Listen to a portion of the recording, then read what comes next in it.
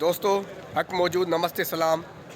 मां हिन वक़्तु मौजूदु आहियां कराची जे गुल प्लाज़ा सेंटर ते, जिते 17 तारीख़ जी राति 10:30 बजे गुल प्लाज़ा सेंटर खे बाहि लॻी। वक़्तु गुल प्लाज़ा सेंटर जी हालति जेकी मुकमल तौर ते बंजर थी चुको आहे।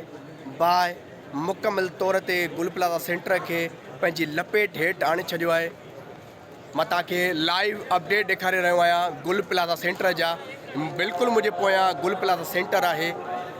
हिन वक़्तु ॿुधायो पियो वञे त गुल प्लाज़ा सेंटर मां 50 खां मथे लाशूं मिलियूं आहिनि। केतिरा माण्हू फाथल आहिनि उहे हितां जा हिसास अदारा, पुलिस ऐं रेस्क्यू अमलदार ॿुधाए सघनि था। हालां हिन वक़्तु ऑपरेशन अञा जारी आहे। मां तव्हांखे लाइव अपडेट ॾेखारे रहियो आहियां। लाइव अपडेट शेयर थो कयां गुल प्लाज़ा सेंटर जा, जेको मुकमल तौर ते सड़ी रख थी चुको आहे।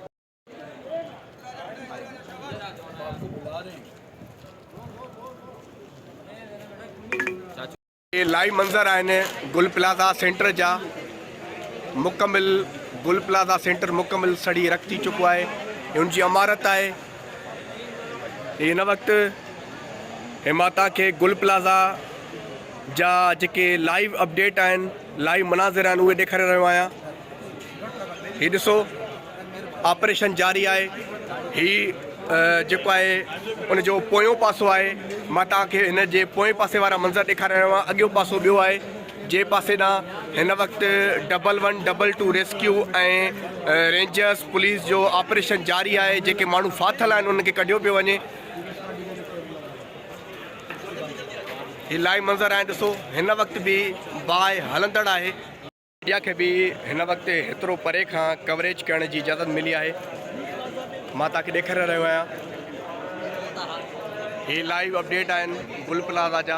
हीउ ॾिसो इमारत मुकमल सड़ी रख थी चुकी आहे। इमारत जो छा हाल आहे, केतिरा अञा माण्हू हिन इमारत में फाथल आहिनि, इहे त हितां जी पुलिस, रेस्क्यू अमलदार ऐं हिसास अदारा ई ॿुधाए सघनि था।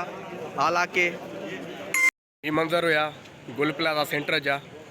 हिन वक़्तु बि हिते एम्बुलेंसियूं, 112 रेस्क्यू जूं गाॾियूं, पुलिस जूं गाॾियूं, रेंजर्स जूं गाॾियूं हिन वाक़े वारे जाइ ते मौजूदु आहिनि। हिन वक़्तु बि बाहि हली रही आहे, ऑपरेशन बि हली रहियो आहे। ख़ुदा खां दुआ आहे, अवां ॾिसंदड़नि खे रिक्वेस्ट आहे त दुआ कयो त हीअ जेके लवाकीन आहिनि, जेके हिते माण्हू फाथल आहिनि, उन्हनि जा जेके प्यारा माण्हू वेठा आहिनि, उन्हनि जा जेके घर वारा हिते वेठा आहिनि, जेके माण्हू हिते फाथल आहिनि, उन्हनि जा जेके वारिस हिते वेठल आहिनि, उन्हनि खे जल्द पंहिंजा प्यारा मिली वञनि ऐं हिन बाहि ते ज़ाब्तो अची सघे। वॾी महिरबानी।